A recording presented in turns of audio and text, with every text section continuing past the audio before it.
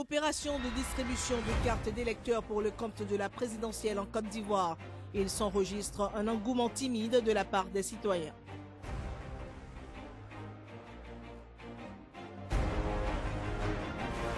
Dans le même temps, Charles Konambani étale l'épreuve des irrégularités sur la liste électorale. Les révélations vont bon train.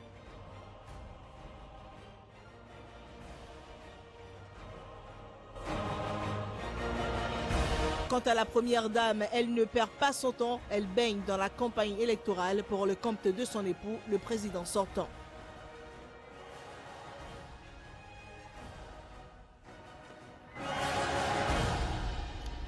Nouveau numéro spécialement consacré à l'actualité en Côte d'Ivoire. Ravi de vous savoir nombreux à nous suivre.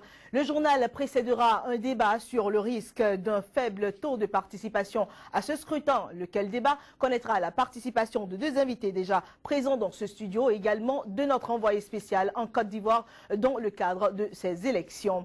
Dernier jour pour la distribution des cartes d'électeurs en Côte d'Ivoire. Les Ivoiriens non encore en possession de leurs cartes d'électeurs ont effectué un déplacement légèrement plus considérable que les jours précédents. À quelques heures de la clôture de l'opération, Joël Yetonji et Juste Danrissou ont sillonné quelques postes de retrait des cartes d'électeurs. Leur constat à travers ce reportage. L'oisiveté, l'ennui. La donne n'a fondamentalement pas changé autour de ces bureaux depuis l'annonce par la CEI, la Commission électorale indépendante, de la prolongation des opérations de retrait de cartes d'électeurs. Au bureau 5, nous avons, je crois, 398 cartes. Au bureau 6, nous avons 404. Ce matin, au bureau 6, une seule personne. Au bureau 5, nous avons seulement que 2 personnes. Au bureau 3, il n'y a seulement qu'une personne. Au bureau 4, 2 personnes. Ça ne nous encourage pas. On note tout de même quelques rares électeurs qui continuent d'effectuer le déplacement. Ce matin, je viens pour retirer ma carte de lecteur, comme vous le constatez, et accomplir mon devoir civique. Voilà. La pluie ne doit pas décourager. Et ce que je peux dire aux autres citoyens, qu'ils viennent accomplir leur devoir. Une ultime chance est toutefois du côté des indécis. Dimanche, au regard du code électoral, ils pourront encore s'offrir le précieux sésame. Toujours dans le cadre de cette élection prévue le 25 octobre 2015, retrait des cartes d'électeurs en Côte d'Ivoire, opération de retrait également dans d'autres pays où vit une communauté ivoirienne et où se trouve une ambassade de Côte d'Ivoire. Par exemple au Sénégal, cette opération se poursuit également mais sans grande affluence. Suivant à présent Lamine Doumbia, président de la commission électorale de la Côte d'Ivoire au Sénégal, il est au micro de notre correspondant à Dakar, Tchèque Berthe. Au sein de la commission électorale, nous avons enregistré 2417 électeurs comprenant les 4 pays qui réunissent l'électorat au Sénégal. Le Sénégal, la Gambie, la Mauritanie et le Cap-Vert. Les opérations ont commencé depuis le 9 octobre 2015 et devaient prendre fin le 17 octobre 2015. Elle a été prolongée au 21 octobre 2015 à 18 h. Nous sommes à ce jour à 38% des distributions des cartes d'électeurs. Disons, au départ, il y avait une influence. Les gens y venaient, comme il se doit. Et dans ces derniers jours, nous avons remarqué que les gens viennent à compte-gouttes. Cela serait dû au manque de communication parce que nous avons procédé par voie, par les SMS, par les réseaux sociaux, mais pas par voie médiatique. Et je pense que cela a un peu joué à notre défaveur compte tenu de la situation qui prévaut aujourd'hui. L'opération de distribution des cartes ne représente qu'une portion du travail à abattre dans le cadre de cette élection. La campagne est tout un autre maillon de la chaîne. Pas une minute à perdre. La première dame était hier la tête de pont d'une campagne électorale en vue de la réélection du président Alassane Ouattara. C'était au Palais des Sports de Treichville. Plus de précisions avec nos envoyés spéciaux sur le terrain, Joël Yetonji et Juste Danrissou.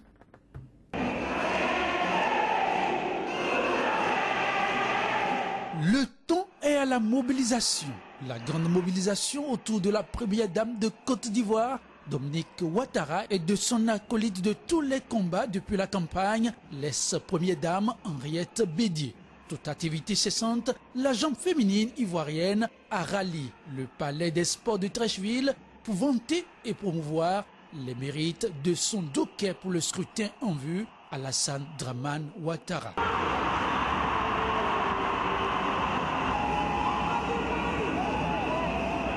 En 4 ans et demi, Ado a changé le visage de notre pays. Grâce au FAFSI, plus de 100 000 femmes ont retrouvé la joie de vivre et le sourire par le financement de leurs projets. Qui dit mieux? À en croire la première dame, la liste n'est pas exhaustive et milite en faveur du candidat.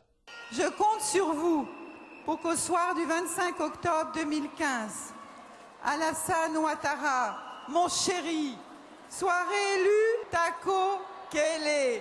Je dis bien Tako Kele, un coup KO. Le candidat n'en demande pas moins et promet déjà retourner l'ascenseur en son temps à toutes ces femmes. Vous allez voter qui? Femmes de Côte d'Ivoire, je suis fier de vous. Je suis fier de vous. Je sais que grâce à vous, nous allons gagner le 25 octobre. Oui, nous allons gagner un coup. Nous allons demander à l'Assemblée nationale de rehausser la place et le rôle des femmes partout dans le pays. En attendant le verdict des urnes, la faveur autour du candidat ne faiblit point.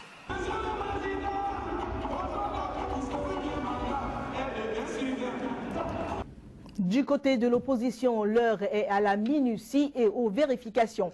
À la veille des élections, Charles Konobani fait des révélations sur la liste électorale. L'homme a constaté près de 800 doublons sur la liste électorale.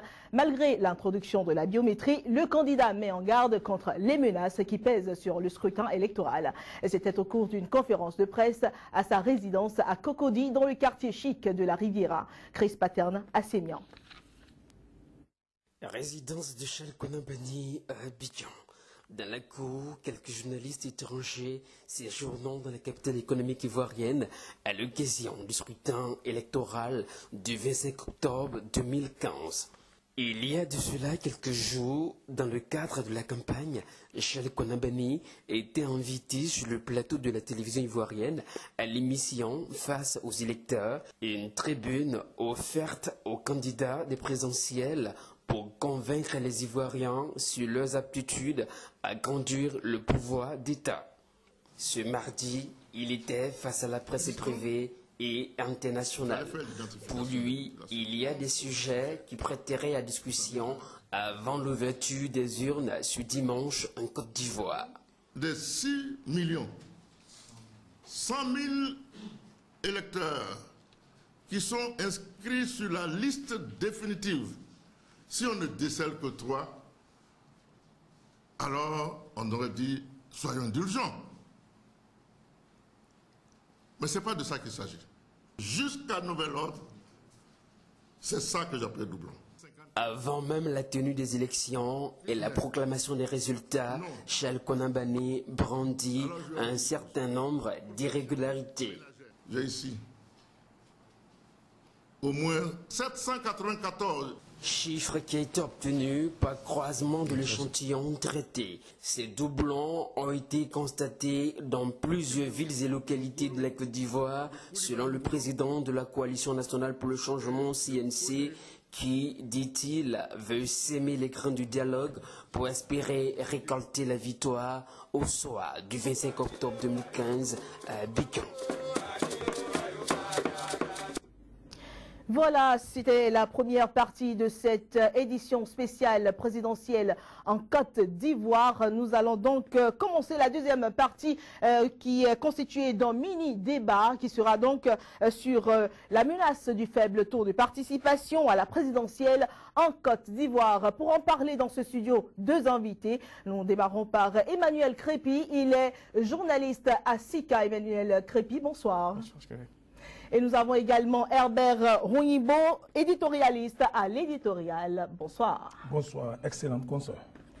Alors, également, pour participer à ce mini-débat, nous avons en ligne depuis Abidjan notre envoyé spécial, Joël Yetonji, déjà en ligne. Si tout va bien, nous allons démarrer avec Joël Yetonji. Joël Yetonji, bonjour. Bonjour, Claire Stéphane Sacramento. Alors, étant donné que c'est vous qui êtes sur le terrain, dites-nous, aujourd'hui c'est le dernier jour pour la distribution des cartes d'électeurs. Où en êtes-vous exactement? Une nette amélioration par rapport au constat fait quelques heures plus tôt. La présence des électeurs est quelque peu remarquable au niveau des postes de retrait des cartes d'électeurs. Membres des états-majors des partis politiques et leaders ont pu embaucher en personne la trompette de sensibilisation du porte-à-porte pour amener les indécis à aller retirer le précieux sésame, leur carte d'électeur. À l'évidence, la stratégie a payé. Seulement, ce n'est point la grande affluence. Des cartes par dizaines sont toujours disposées ça et là au niveau des bureaux. On attend la clôture de l'opération qui n'est désormais plus qu'une question de minutes, j'allais dire, pour apprécier le taux réel du retrait des cartes d'électeurs par ici, Stéphane Sacramento. Alors Joël Yetonji, vous ne partez pas, restez en ligne pour la suite du débat. En attendant, avec Herbert Rouibo, quelle lecture faites-vous de ce faible taux de retrait des cartes d'électeurs? On n'en est même pas encore au taux de participation. Non, c'est un problème. Vous savez que le taux de participation, qu'on peut décomposer en deux facteurs, le retrait des cartes et la participation aux élections, constitue le ferment de la vitalité de la démocratie. On peut dire qu'un processus démocratique est vivant lorsque les électeurs, lorsque les citoyens y participent. Et donc, si, à en croire les reportages ou bien les informations qui nous sont parvenues de la Côte d'Ivoire, c'est que nous avons des raisons de nous inquiéter sur une sorte de crédibilité de la légitimité de cette élection. Qu'en réalité, du point de vue légal, tout se passe dans les normes, apparemment, à part quelques irrégularités relevées par l'opposition, mais du point de vue de la légitimité, n'est-ce pas, de cette élection, il se pose beaucoup de problèmes. D'abord des problèmes de trois ordres. Premier problème de crédibilité ou bien d'adhésion au choix politique ou bien à l'action du gouvernement. Deuxième problème que cela pose, c'est l'influence de l'opposition ou bien l'influence de Laurent Gbagbo. Il faut appeler les choses clairement, qui est un ancien président dont on connaît le parti, qui a une influence qui est bien structurée au sein du parti et dont on sait que son incarcération continue de laisser à beaucoup d'Ivoiriens un certain nombre de relents et donc qui constitue, n'est-ce pas, un des projets, n'est-ce pas, de la venue du président Ouattara, à savoir la réconciliation de tous les Ivoiriens. Et puis, enfin, le troisième problème que ce phénomène pose, à mon avis, c'est le problème de l'inclusion, de la participation réelle des forces politiques à l'animation de la vie démocratique en Côte d'Ivoire. Et tous ces éléments, tous ces problèmes posés laissent planer, n'est-ce pas, d'angoisse ou bien d'inquiétude sur la fin, n'est-ce pas, de ce processus électoral en Côte d'Ivoire. De toute façon, comme on a l'habitude de le dire, l'Afrique a toujours étonné. Hein. Peut-être que tout va se dérouler comme sur les roulettes, tranquillement. Et quand même, c'est bizarre. Hein. C'est pas habituel de la part des Ivoiriens qui sont très patriotes d'habitude. Nous rappelons encore qu'en 2010-2011, on a enregistré quand même 83% de taux de participation aux élections. Comment est-ce qu'on pourrait analyser, lire cette baisse d'intérêt actuellement? Vous n'êtes pas sans savoir que les Ivoiriens ont gardé de mauvais souvenirs de la crise post-électorale de 2010-2011. Les Ivoiriens n'ont pas oublié, n'oublions pas non plus que cette crise avait fait au moins 3000 morts officiellement. Et les parents, ceux qui ont perdu leurs parents, des enfants, des proches, dans cette crise aujourd'hui, n'auront pas ressenti un certain engouement à aller retirer une carte d'électeur. Ils ne se sentent pas concernés par un tel vote. N'oublions pas non plus qu'en l'espace de 4 ans et demi, le président Alassane Ouattara n'a pas eu, je ne sais pas, la stratégie qu'il faut pour réunir le tissu social ivoirien qui a été éparpillé au lendemain de cette crise post-électorale. Et aujourd'hui, avec un tissu aussi éparpillé, on ne peut pas s'entendre à ce qu'il y ait un engouement majeur pour ces élections. Je crois que cette crainte de faible taux de participation qui s'annonce sur ce scrutin, l'ombre de faible taux de participation qui plane sur ce scrutin, vient d'être renforcée par le retrait de 2 candidats de cette course, 2 candidats pas les moindres, Mamadou Koulibaly de l'opposition traditionnelle et Amara Essi, membre de la coalition nationale pour le changement. Et il faut dire que au-delà de tout ceci, le gouvernement Ouattara, tout au long de ce premier mandat, n'a pas fait que des heureux. Il y a également des mécontents qui aujourd'hui ne vont pas certainement être attirés par ces élections. Au-delà de tout ceci, on peut dire aussi qu'il y a un certain déséquilibre dans ce combat qui s'annonce. Parce que d'un côté, un Ouattara supporté par un poids lourd qu'on appelle Henri Konan Bédié, beaucoup de gens se disent aussi que les jeux sont peut-être faits d'avance. Il y en a qui dénoncent des fraudes, qui se disent que les jeux sont faits d'avance. Et donc, ils ne voient pas l'intérêt de sortir maintenant, aller chercher une carte d'électeur, si tant est que le score est connu d'avance. Mais cela pose un problème aujourd'hui pour le président Alassane Ouattara, pour les militants du président Alassane Ouattara, parce que le président Ouattara vise une élection dès le premier tour. Le président Ouattara vise une élection avec un taux de participation record. Pourquoi? Parce que après tout ce qui est arrivé en 2010 et que les gens continuent aujourd'hui en Côte d'Ivoire à contester la victoire de Ouattara sur le président Gbagbo, le président Ouattara est en quête d'une certaine légitimité. Une certaine légitimité pour renforcer son hégémonie sur l'échiquier politique ivoirienne, ce qui semble désormais un peu difficile à atteindre vu le retour, on a suivi des reportages tout à l'heure, l'oisiveté et les gens qui s'ennuient dans les endroits où on doit retirer les cartes des électeurs. Est-ce une manière de dire que le rêve de Alassane Ouattara est en train d'échouer quand même? Parce qu'il était donné que pour favori quand même. Oui, il est toujours favori. Il est toujours favori, mais le président Alassane Ouattara pourrait remporter ces élections avec quel taux de participation? Maintenant, quand on dit qu'il est favori, on ne dit pas tout de go qu'il a remporté les élections, parce que on peut ramener ça à un match de football. Avant le début d'un match de football, il y a toujours une équipe qui s'en va, qui part favori sur le papier, mais ce n'est pas toujours cette équipe qui gagne. Maintenant, même si aujourd'hui le président Ouattara apparaît comme le favori de ces élections, aujourd'hui, il y a des épines dans ses chaussures, et l'épine là s'appelle le taux de participation. Je crois même aujourd'hui que le camp Ouattara craint plus le faible taux de participation que ces 7 adversaires réunis. C'est ça. Alors, nous allons, s'il est toujours en ligne, Joël Yetonji. Joël Yetonji, vous êtes toujours en ligne? Tout à fait. Alors, il a été prévu que des électeurs qui ne seraient pas en possession de leur carte d'électeur jusqu'au jour du vote puissent quand même la retirer ce même jour-là pour aller signer, pour aller voter normalement. Alors, qu'est-ce que vous dites de cette information?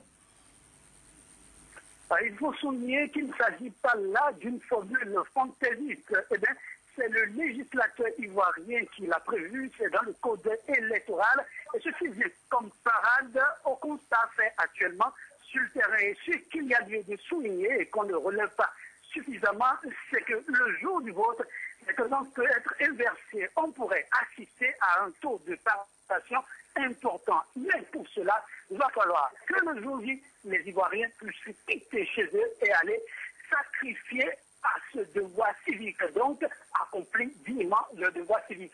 Et là, ça reste le grand défi pour tous les candidats qui déjà ont compris qu'il va falloir faire le apporte pour amener ces Ivoiriens à effectuer le déplacement.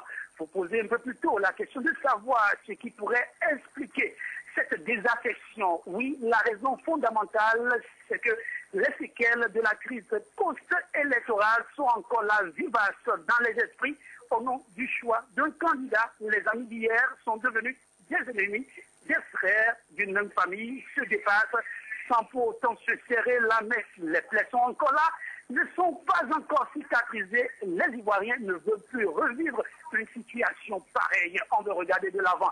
Donc le grand souhait est que vivement le jour J et qu'on passe à autre chose. Mais l'autre chose, il y a un grand baobab qui est à l'ombre, ça on ne l'oublie non plus. C'est l'homme qui draine toujours suffisamment de monde. Il reste un leader charismatique. Longtemps encore, il va falloir rogner dans son rang si l'on veut faire l'histoire sans lui. Mais pour l'instant, ça ne se fera pas sans lui. Et son parti, vous le savez aussi, est divisé. Assis à lui seul, ne fera pas le trop-plein que Gbagbo fera. Voilà un peu clair, Stéphane Sacramento, ce qu'on peut en dire. Oui, vous restez toujours avec nous puisque ce débat se poursuit. Joël Yetonji, merci de rester en ligne. Alors, Herbert Rouibo, est-ce qu'on peut dire aussi que cette réalité est due au fait que la réconciliation tant souhaitée et tant attendue en Côte d'Ivoire n'est pas encore aboutie? Évidemment, on peut le dire, et je vais faire un parallèle rapidement à la brillante analyse de Crépin pour dire que le retrait des deux candidats à la course a certainement un impact, mais pas un impact majeur ou déterminant. Parce que la Côte d'Ivoire vient d'une élection, des élections législatives. Il y a une nouvelle carte politique qui a été définie. Et je rappelle que Amara ici, n'ayant plus jamais eu de mandat électif, et que l'ancien président de l'Assemblée, Mamadou Koulibaly, n'a pas pu se faire représenter à l'Assemblée nationale. Et que, bon, ils ont sans doute des électeurs, mais je pense que leur influence devrait être un peu nuancée. Et il faut reconnaître que, et là je vous rejoins dans le second pan de votre analyse, pour dire que le phénomène, ou bien l'homme de la haie, Laurent Gbagbo, continue d'avoir une influence majeure sur non seulement la classe politique, mais sur le peuple ivoirien, qui est en réalité, comme le peuple béninois, comme tout peuple, un peuple de justice. Un peuple de justice parce que la réconciliation en Côte d'Ivoire a échoué. Ceux qui sont à La Haye, vous voyez, deux personnes se battent et on dit que c'est une seule personne qui a donné le coup. Et parmi ceux qui se sont battus, on trouve des gens qui sont bien placés. La et CPI parle d'un problème de procédure. Hein. Ils vont en arriver à Ouattara. On espère, on espère. Deux mandats déjà, bientôt il va finir le second mandat. Et vous voyez, les gens rencontrent leur bourreau dans la ville, ce sont eux qui sont là. Dans l'armée, des gens qui n'ont jamais appris à décrire même une arme, sont devenus, ont pris des galons, mettent au garde à vous les officiers réguliers. Il y a un certain nombre de problèmes, non seulement dans l'armée, mais dans la Côte d'Ivoire. Et au regard de tous ces éléments, on a l'impression que le peuple profond, pas qu'il est acquis fondamentalement à Laurent Gbagbo, mais pour une question de justice. La commission Vérité et Réconciliation que Bani a tenté de mettre, d'attiser, n'a pas donné des résultats probants. Il faut quand même reconnaître qu'il y a eu des efforts. Oui, des efforts sont faits, mais des efforts doivent être poursuivis. Et pour donner un déclic à la population, au peuple, il faut nécessairement que les rebelles reconvertis en démocrates puissent répondre de leurs actes par le passé.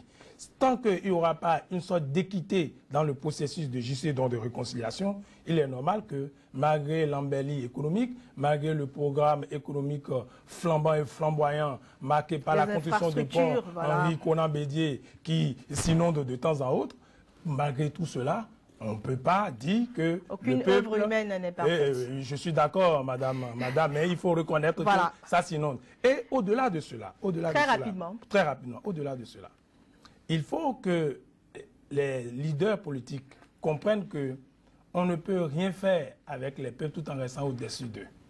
Que ce qui importe beaucoup plus, c'est la paix, c'est le social, c'est le contact avec les populations, c'est le culturel. Tant que le culturel n'est pas ancré dans la dimension économique des choses, on aboutira toujours. Ça ne marchera pas totalement. À des questions merci, merci Herbert Rouibo. Disons que le parti au pouvoir, on parle de menaces de faible taux de participation dans le cadre de cette présidentielle en Côte d'Ivoire. Le parti au pouvoir a même entrepris du porte-à-porte pour donc convier, pour convaincre les populations à sortir de chez elles pour aller retirer leur carte d'électeur. Dites-nous, Emmanuel Crépy, eh bien, c'est ce faible taux de participation, à qui est-ce que cela pourrait profiter? Claire, vous avez répondu à la question.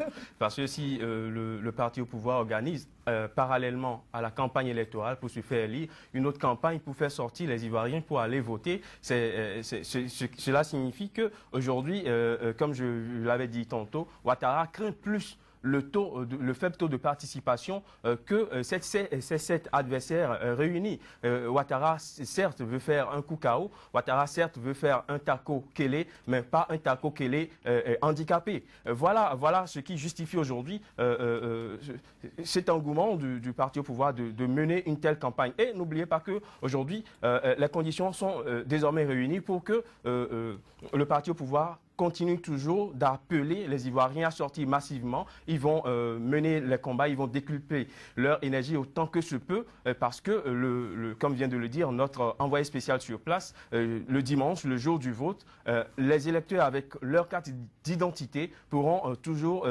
retirer leur carte d'électeur pour aller voter. C'est la preuve qu'aujourd'hui, dans le camp présidentiel, il y a une certaine crainte par rapport à la légitimité que peut renvoyer Alassane Ouattara, même s'il arrivait à remporter ces élections. De toute façon, malheureusement, en Afrique, cela importe très peu. Peu importe le taux de participation, c'est le résultat final qui compte. Nous sommes en Afrique. Mais ce n'est toujours pas une bonne réputation d'être traité de président mal élu. Nous sommes d'accord avec vous, Emmanuel Crépy. Le temps filant, nous allons très rapidement, pour finir avec notre envoyé spécial en Côte d'Ivoire, Joël Yetonji, toujours en ligne. Finir avec lui avec une question. Joël, vous êtes toujours là?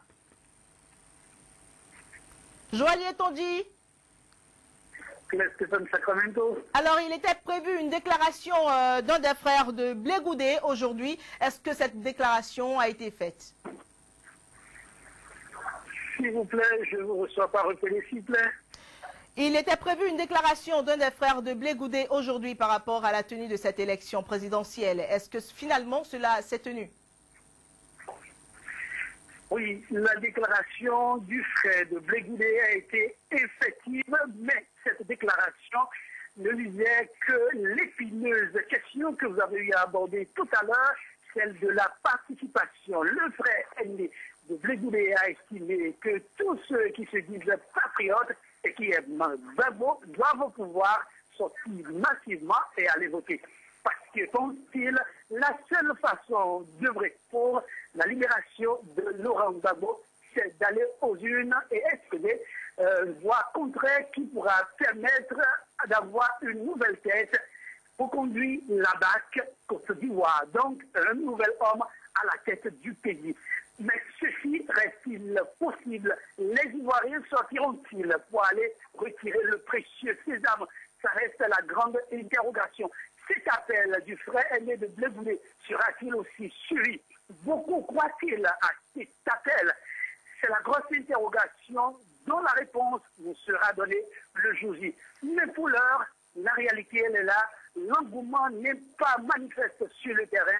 Les Ivoiriens n'ont véritablement pas le cœur à cette élection. Leur préoccupation, c'est désormais le quotidien, mais surtout la paix, la quiétude. Merci voilà à vous. la réalité sur le terrain. Mais la réalité des unes reste aussi tout autre chose. Et cette disposition du code électoral qui permet surtout aux Ivoiriens de pouvoir retirer leur carte le jour J